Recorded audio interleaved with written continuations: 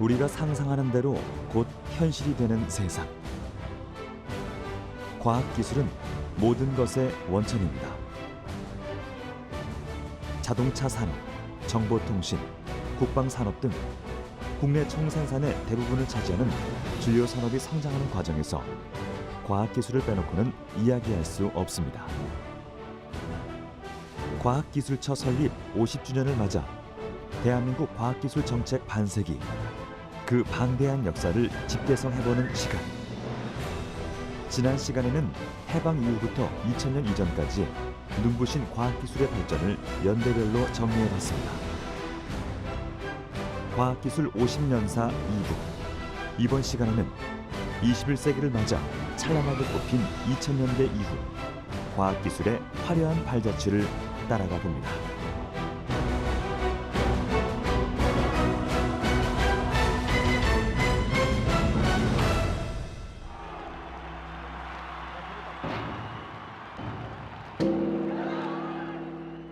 새천년이 밝았습니다.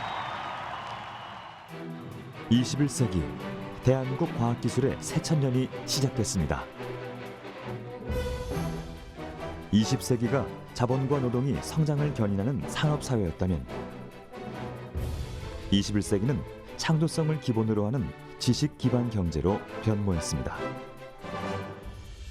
그리고 이러한 지식 자본의 근간을 이룬 것은 바로 과학기술이었죠.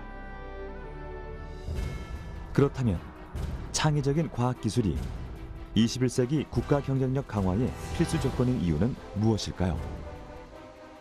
결국 지금의 우리가 일자리를 만들고 그것도 더 좋은 일자리 쪽으로 그렇게 하고 새로운 성장 동력 미래 먹거리를 만드는데 역시 튼튼한 과학기술과 ICT가 기반이 되어져야 된다.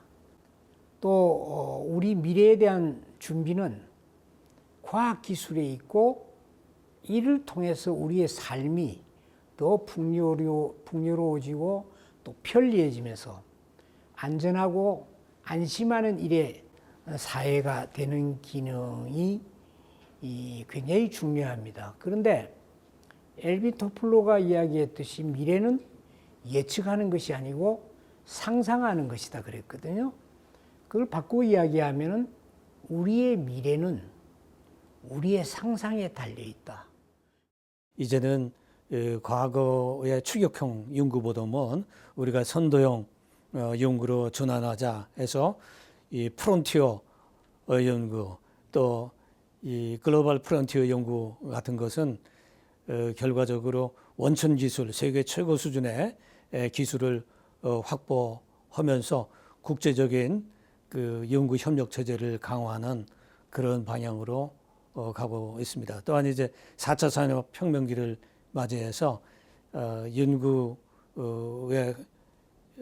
여러 분야의 융합과 협동 연구가 강조되고 있습니다.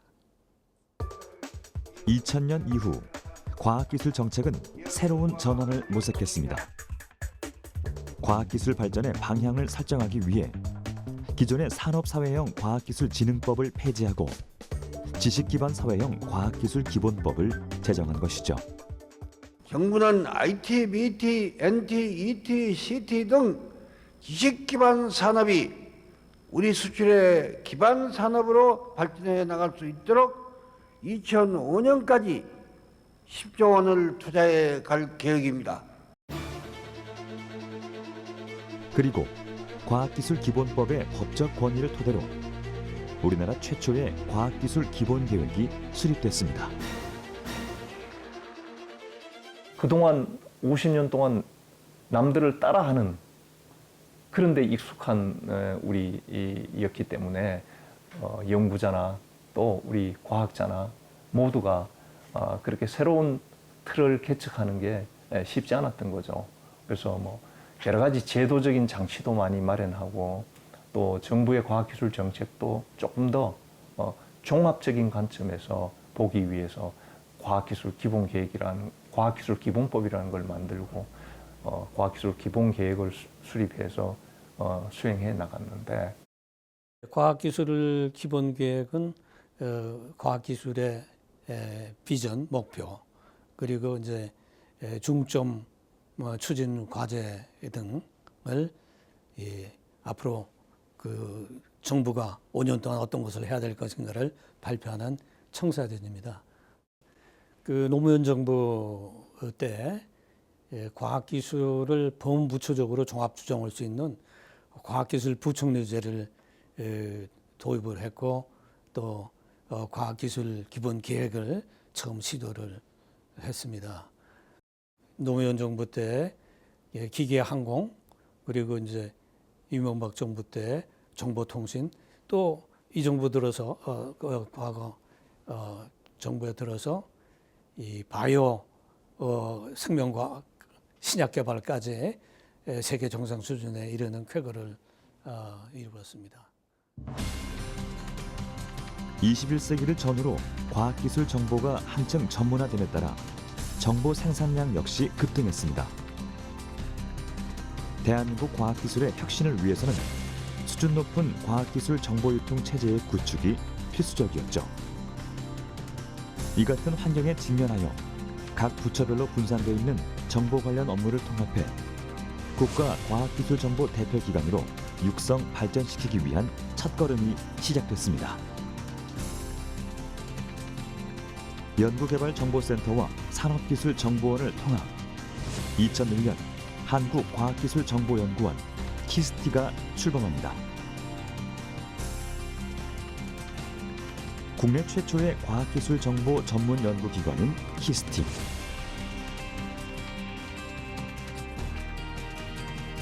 키스티의 출범은 과학기술의 불모지나 다름없던 대한민국의 연구개발 토양에 과학기술 지식정보의 첫 씨앗을 뿌렸다는 점에서 큰 의의를 지닌다고 할 수 있죠.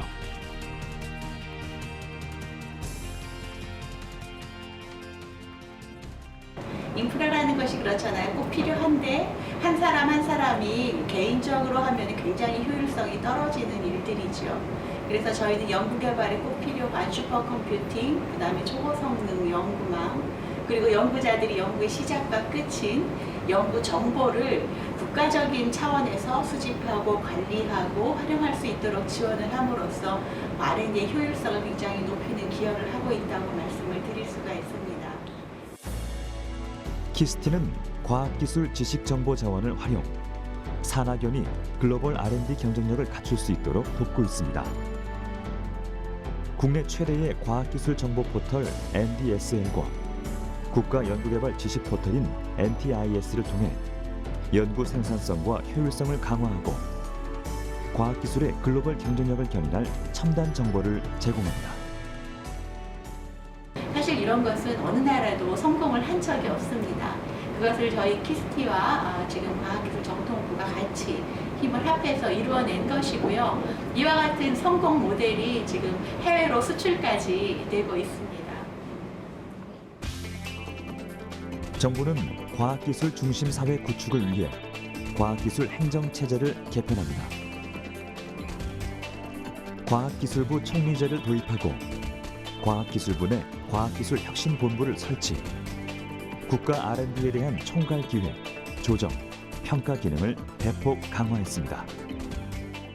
노동이라고 하는 요소 또는 자본이라고 하는 요소들이 국가 경제 발전에 큰 영향을 미쳤습니다만은 이제는 기술 혁신이 경제 성장에서 차지하는 역할이 50%를 넘는다고 말할 정도로 중요해졌습니다. 과학기술 중심사회 구축을 위한 국가 연구개발 투자도 매년 증가. 2000년 이후에는 GDP 대비 연구개발 투자 비율이 선진국 수준으로 올라섰습니다. 국내 R&D 투자 규모는 2003년 6.5조 원에서 2007년엔 10조 원대에 이르는 등 과학기술에 대한 투자가 적극적으로 이뤄지게 됐습니다.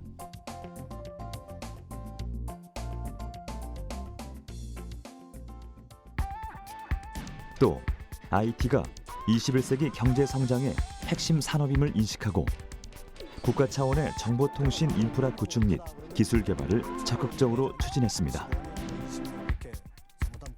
그 성과로 와이브로와 DNB 등의 독자 기술이 개발됐으며 메모리 반도체와 휴대폰, 디스플레이 분야 등에서 세계적 수준의 경쟁력을 확보하는 성과를 이뤘습니다. IT 산업이 국민 경제의 핵심 성장 엔진으로 부상하는 계기가 된 것이죠. 2000년대 이전에 통신을 기반으로 한 IT의 어떤 과학기술, 그 이후에는 반도체, 그 다음에 모니터, 디스플레이 쪽, 이러면서 그게 핸드폰, TV 이런 쪽까지 확장되어져서 뭐 그렇게 좀 이야기할 수 있지 않겠느냐. 90년대 말까지는 정말 이미 선진국이 잘 해왔던 산업, 선진국이 잘 발전시켜온 그런 산업 영역을 우리가 부지런히 열심히 정말 잠도 안 자고 하면은 쫓아갈 수 있는 그런 여건이 마련됐습니다. 근데 이제 1997년도에 우리가 외환 위기를 맞게 되지 않습니까? 외환 위기를 맞고 나서 우리 산업들이 굉장히 국제 경쟁력에서 좀 곤란한 시기가 전개되죠. 정부에서는 이제는 더 이상 우리도 선진국이 하는 대로 따라해서는 안 되겠다. 그러자면 뭐가 필요하냐? 결국은 우리 자체적인 어떤 기술 개발이 필요하고 우리가 뭔가 새로운 영역을 개척해 나가는 그런 전략이 필요하겠다 해서 그때부터는 기술 혁신 전략 측면에서 추격형에서 선도형으로 이제 전환해야 된다라고 이제 말합니다. 그래서 정부 정책도 그동안의 추격형 기술 개발 전략에서 선도형 기술 개발 전략으로 이제 바꾸는 과정을 겪게 되죠. 미래 성장 동력 발굴과 국가 연구개발 사업의 전략적 추진으로 열매를 맺기 시작한 대한민국의 과학기술. 그렇다면 2000년 이후 과학기술의 주요 성과에는 어떤 것들이 있을까요?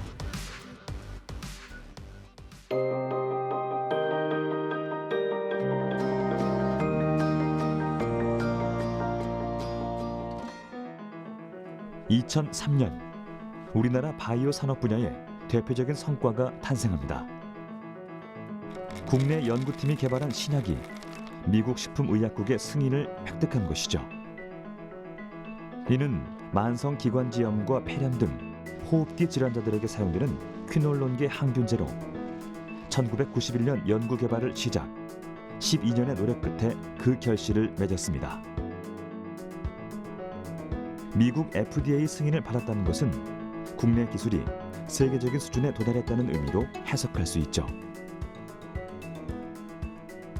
옥심 구조의 획기적인 신약 물질은 현재까지도 우수한 효능을 인정받으며 전 세계 약 35개국에서 호흡기 감염 환자에게 처방되고 있습니다.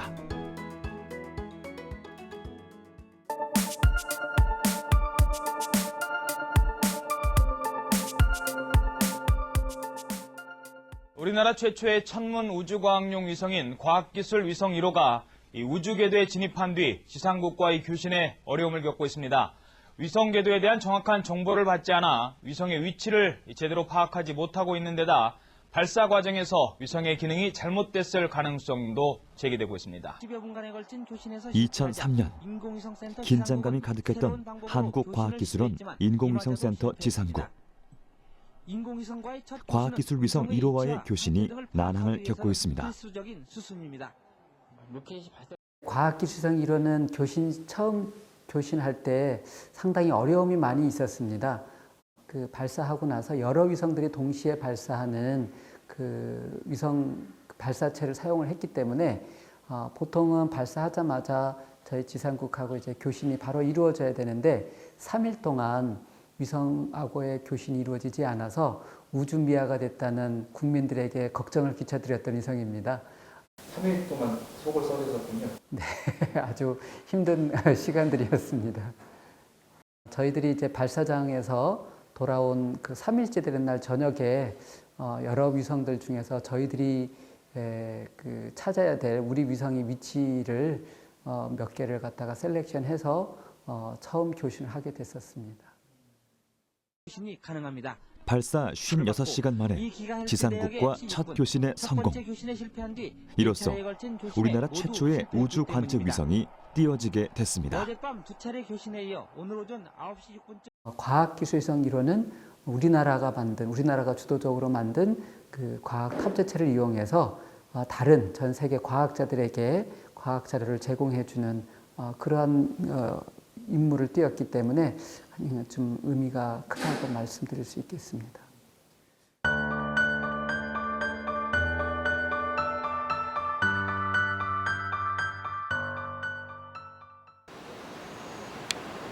우리나라 핵융합 연구의 메카인 국가핵융합연구소.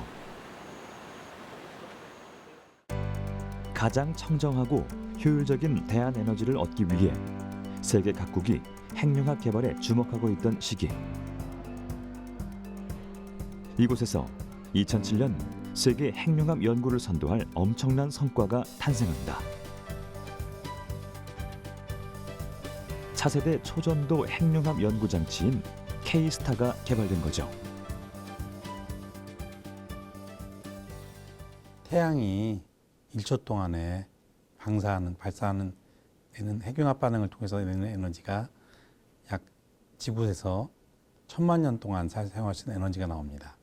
이런 엄청난 핵융합 에너지를 갖다가 활용하기 위해서 태양을 갖다가 지구로 가져오기 위해서 많은 노력을 하고 연구를 했습니다.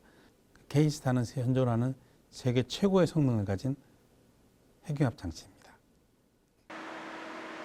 태양처럼 오염물질도 없고 영원하게 사용할 수 있는 에너지, 그게 바로 핵융합 에너지인데요. 그동안 많은 핵융합 장치들이 완공 후 최초 플라즈마 발생을 위한 시운전 단계에서 문제를 겪었습니다. 하지만 순수 우리 기술로 만든 K-스타는 단 한 번에 최초 플라즈마를 달성, 세계 핵융합 연구자들의 찬사를 받았죠. 과연 그 비결은 무엇일까요? K-스타라는 장치가 가장 유명하게 된 이유는 초연도 자석입니다. 근데 그게 이제 세계 최초로 지금도 하나밖에 없는데요. 나이뮴 3틴이라는 초연도 재료를 갖다 써서 하고 인칼로이 908이라는 재료를 써서 초연도 자석을 만들었는데 세계 최초로 하다 보니까 설계도부터 시작해서 중요한 판단을 내려야 될 때 비교해 볼 대상도 없는 거예요. 약 12년이란 기간 동안 산학연 39개 기관이 똘똘 뭉쳐 이뤄낸 대규모 장기 프로젝트. 그 인고의 시간 끝에 우리나라는 에너지 독립국으로 가는 첫걸음을 내딛고 선진국에 비해 20-30년 뒤처져 있던 핵융합 기술을 세계적 수준으로 끌어올릴 수 있었습니다.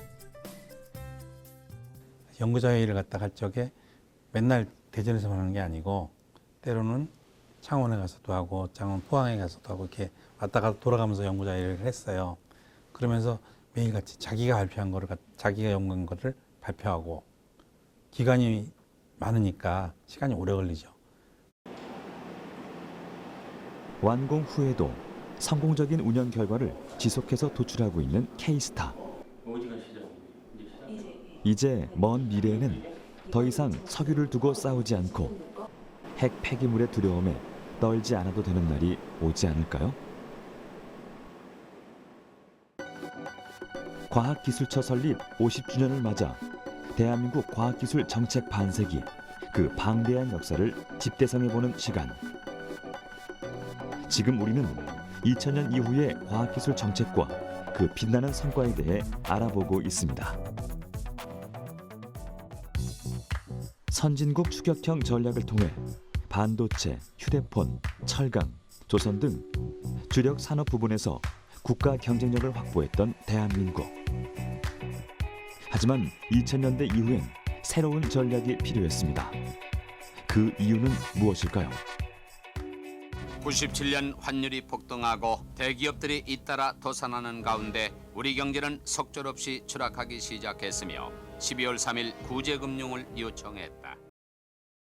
2000년도에는 아시다시피 우리가 IMF가 1998년도 IMF가 터졌기 때문에 상당히 사회적으로 혼란한 시기였고, 그래서 나름대로 전부 다 벤처가 창업이 많이 이루어지는 그런 시기였습니다. 그런데 벤처가 초기에는 좀 소극적이었습니다만은 2000년도 들어서 벤처 시장 붕괴가 됐었죠. 그래서 오히려 이공계를 담당을 했던 대학원생들이나 대학 교수들이 벤처를 해서 오히려 실패를 하는 그런 경험을 겪었기 때문에 사회에서 이공계를 바라보는 시각은 이공계를 진학을 하게 되면 예를 들면 사회에 진출해서도 직업의 안정이 떨어지고 또 예를 들면 벤처를 해서도 성공할 확률이 적기 때문에 오히려 자본주의 사회에서는 다른 쪽 예를 들면 화이트 칼라 쪽으로 진출하는 것이 좋다는 어떤 그런 사회 분위기가 팽배한 그런 시기였습니다. 1990년대 말 닥쳐온 외환위기 속에서 우리 산업의 구조적 취약성이 드러나고 청소년의 이공계 기피 현상이 심화됐습니다. 외환위기 이후 10년 만에 한국 경제는 또다시 세계적인 경제 위기에 직면하게 됐죠. 여기에 더해 주요국들의 경우 자국의 산업을 보호하기 위해 신보호주의가 확산되고 있던 시기. 이는 무역이 근간이 되는 대외 의존형 경제를 가진 대한민국에 심각한 타격을 주었고, 값싼 노동력과 정보 기술을 바탕으로 중국 등 후발국들의 추격은 더욱 가속화됐습니다.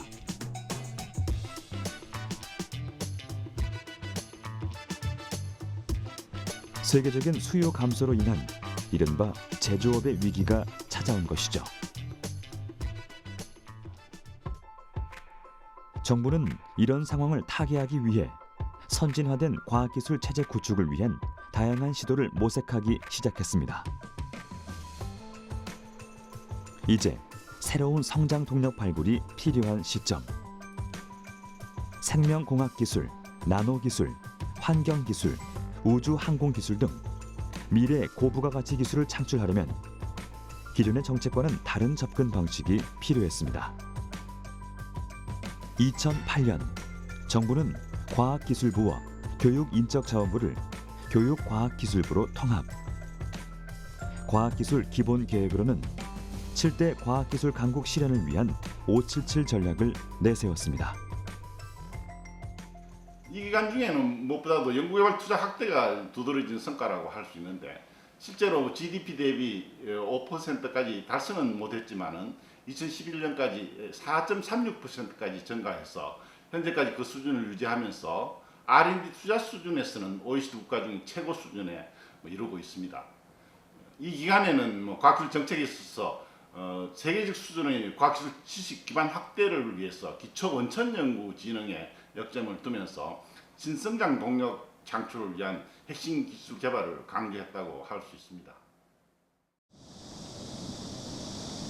2011년엔 세계적 기초과학 연구의 거점이 될 기초과학연구원을 출범시켰습니다.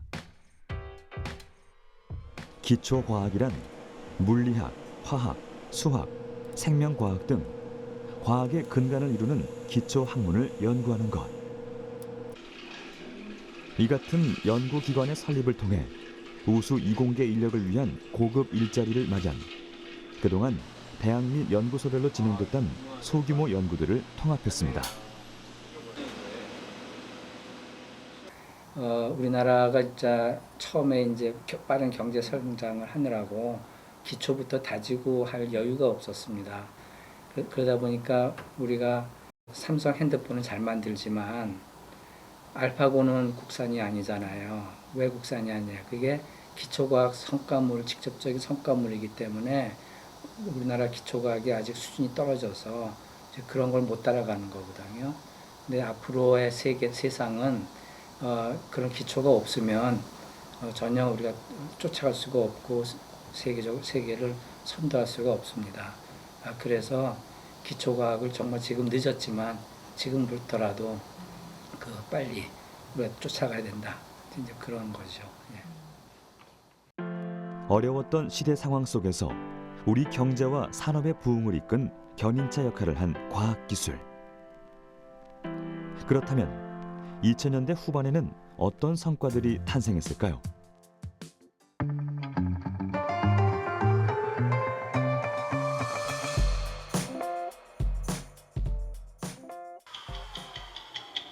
대한민국의 표준 시각은 누가 어떻게 결정할까요? 한국표준과학연구원. 이곳에서 우리의 시간이 정해집니다. 2008년 한국표준과학연구원은 세계 최고 수준의 세슘 원자시계 크리스 1을 개발했습니다. 우리나라에서 가장 정확한 시계죠. 원자시계 기술은 선진국 몇 개국만 가지고 있고 자체적으로 개발한 나라가 많지는 않습니다. 이 시계는 저희가 순수하게 저희 기술로서 개발한 원자시계입니다. 크리스 1의 오차는 약 30만 년의 1초. 기존의 상용 원자시계보다 10배 이상 정확한 값입니다. 이를 통해 세계 6번째 표준시 보유국이 되었고 첨단 산업 분야에서도 더욱 정확한 업무 처리가 가능해졌습니다.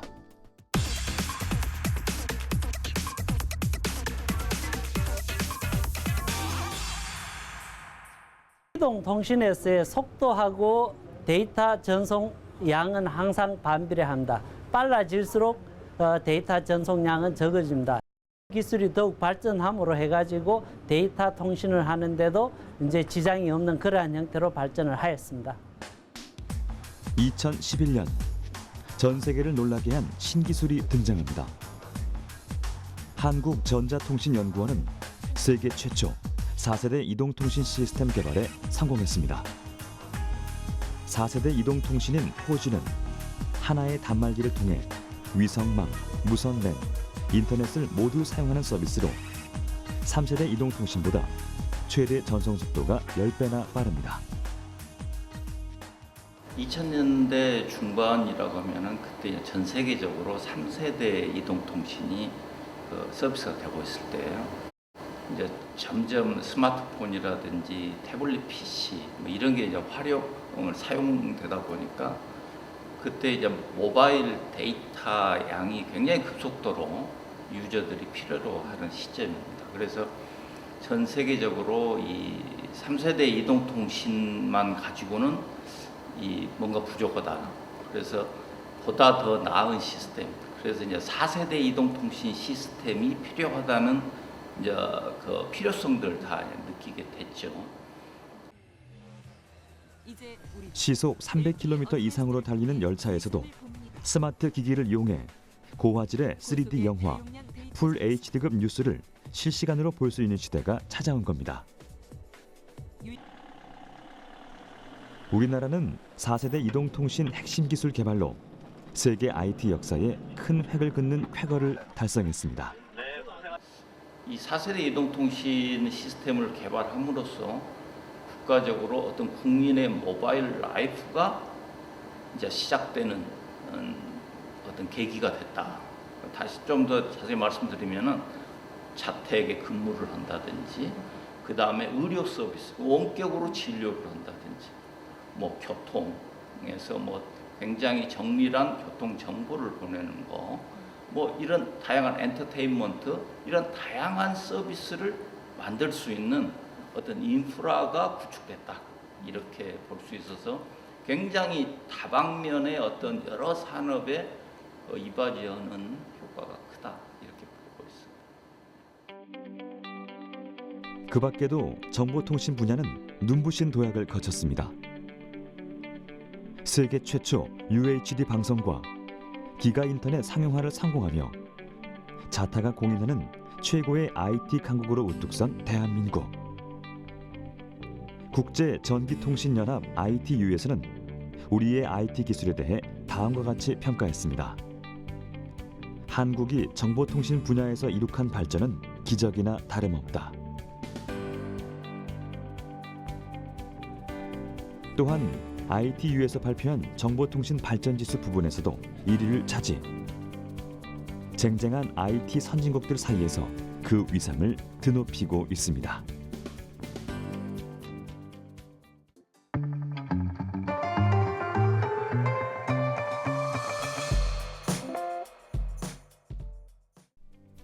우주 강국이 되기 위한 3대 요건.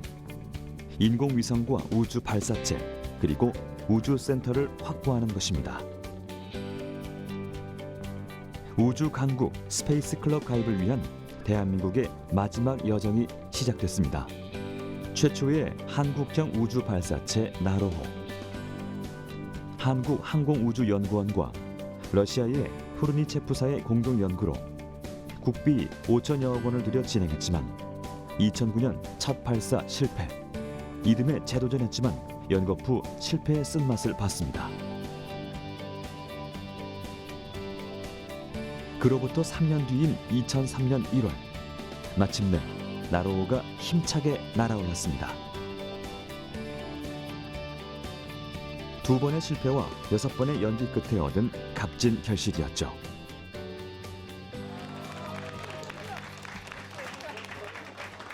초기 명령을 위성으로 전송을 하고 위성으로부터 자료를 전송받아 나로 과학위성의 상태가 모두 정상적인 것을 확인하였습니다. 2009년 8월 그 1차 발사하는 그 페어링 분리 문제로 실패를 했고요. 2010년 2월 그 2차 발사는 그 공중 폭발되었습니다. 그럼에도 불구하고 저희들이 좌절하지 않고 실패 후 3차 발사에서 그 2013년 1월에 성공한 것입니다. 우리나라 최초의 우주위성 로켓인 나로호는 예정대로 페어링 분리, 1단 분리 및 점화, 2단 점화, 위성 분리의 절차를 거쳐 약 9분 만에 나로 과학위성을 정상 궤도에 진입시키며 임무를 완성했습니다. 이는 세계 11번째 우주 독립국으로서 첫 발을 내디딘 위대한 걸음이었죠. 선진국보다 40년 늦게 항공 우주 개발에 뛰어든 대한민국. 그럼에도 불구하고 우리나라 우주 항공 분야는 지속적으로 괄목할 만한 성과를 이뤄냈습니다. 2010년대에 들어서며 우주개발 신흥국으로 부상한 한국. 천리안 위성 발사로 정제궤도 위성 보유국에 진입한 뒤 2012년부터는 다목적 실용 위성을 줄줄이 개발, 발사했습니다. 거기에 나로호 발사의 성공까지 더해지며 우주 발사국 대열에 합류. 2016년부터는 우주개발 선진국 진입에 도전하고 있습니다. 우주를 향한 끝없는 도전. 그렇다면 우리나라 우주기술 개발의 미래는 어떤 모습일까요? 이 5년 단위로 수립하고 있는 우주개발진흥기본계획이 첫 번째가 지금 현재는 한 3%로 되어 있는 그 정부의 예산 대비 우주 R&D의 비중을 지속적으로 확대하고요. 무엇보다도 개발 사업에서는 한국형 발사체의 그 성공적 발사로 독자적인 자력 발사 능력 확충에 그 중점을 두고 있습니다. 그리고 그 위성 분야에서는 그 민간 참여 확대를 통한 그 산업기술 혁신의 그 궤적을 따라가고 있고요. 그리고 그래서 종합적으로 그 선진국 수준의 그 우주 경쟁력을 확보하는 것에 국가의 그 우주 개발 정책의 목표가 있습니다. 2013년 새 정부의 출범으로 제3차 과학기술 기본계획이 수립되고 과학기술 주무부처로 미래창조과학부가 설립됐습니다. 미래창조과학부를 신설해서 창조과학을 통해 창조경제의 기반을 구축하려고 합니다. 제3차 과학기술 기본계획의 핵심 전략은 무엇일까요? 제3차 과학기술 기본계획은 박근혜 정부가 추진한 계획인데 여기서는 이제 과학기술 혁신을 추격형 전략에서 선도형 전략으로 전환하는 것을 정책 기조로 삼았습니다. 이 계획에서는 과학기술 통한 창조경제 실현을 지향해서 R&D 점전 정보와 마찬가지로 R&D 투자 확대, 국가 전략기술 개발, 중장기 창의 역량 강화, 신산업 창출 지원, 과학기술 기반 일자리 창출 이런 분야를 전략 분야로 설정해서 추진을 했습니다. 추후에 우리가 새로운 산업의 발전의 형태를 본다 그러면은 소위 말하는 4차 산업혁명이라는 쪽으로 가는 것은 사실일 거라고 봅니다. 이런 영역들에 대해서 정부가 어떤 정책적인 어떤 포커스를 맞춰서 추진을 하고 그 바탕, 그 결과로 사실은 뭐 4차 산업혁명에 필요한 많은 것들이 나올 수 있죠. 우리는 삶의 방식을 근본적으로 바꿀 기술 혁명의 직전에 와 있다. 세계 경제 포럼에서 등장한 말입니다. 제4차 산업혁명은 신산업 창출로 이어집니다. 이에 R&D 예산 중 중소기업의 투자 비중을 늘려 연구개발 지원에 나섰죠. 또한 정부 출연 연구기관을 적극 활용한 것이 특징입니다. 이들 기관의 주요 사업비 중 최대 10%를 중소기업에 대한 기술 및 인력, 장비 지원에 의무적으로 배정한 것이죠. 또한 기관의 기술 창업도 촉진하며 연구소 기업을 독려했습니다. 지금까지 2000년대 이후의 과학기술 정책을 모두 살펴봤습니다. 과거 추격형 전략의 한계를 뼈저리게 느꼈던 탓에 이후의 정책은 창조적이고 혁신적인 과학기술의 역량을 발전시키는 데 주력했죠. 그렇다면 그 주요 성과에는 어떤 것들이 있을까요?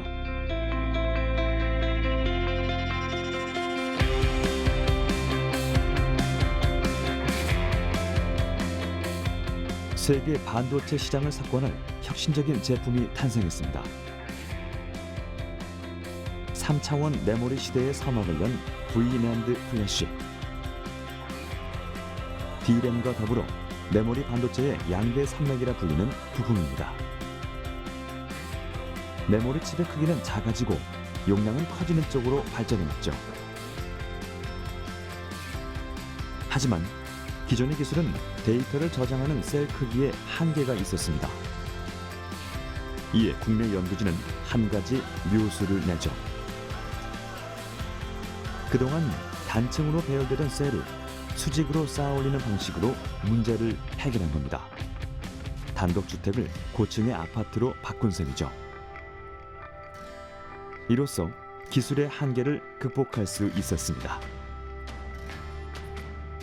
3차원 메모리 시대의 개막으로 대한민국은 빅데이터 시대의 문을 열고 글로벌 메모리 시장을 선도하는 새로운 전기를 맞았습니다.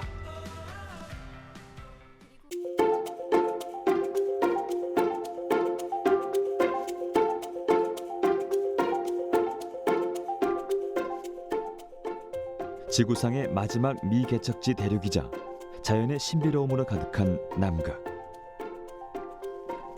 세종기지로 시작된 극지연구 26년. 2014년 두 번째 과학기지인 장보고 과학기지가 완공됐습니다. 혹독한 자연 환경에서 1년에 공사가 가능한 시간은 단 65일. 불굴의 의지로 2년 안에 남극기지를 기적적으로 완공했습니다.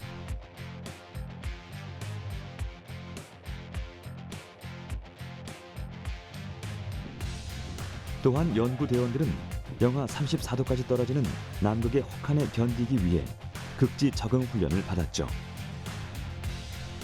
비상 상황에 대비한 심폐소생술부터 1년의 3분의 1을 차지하는 백야와 극야 현상을 극복하기 위해 심리 검사도 실행했습니다.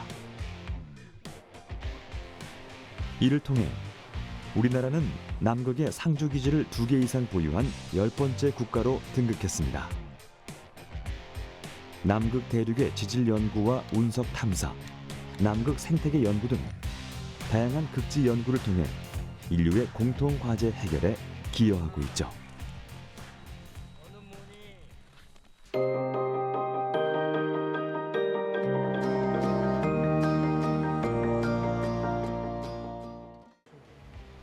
보건의료 분야의 새로운 패러다임이 등장했습니다. 2016년 한국인의 유전체 지도가 처음으로 완성된 거죠. 그동안은 서양인 중심의 게놈 지도가 세계 표준으로 사용됐는데요.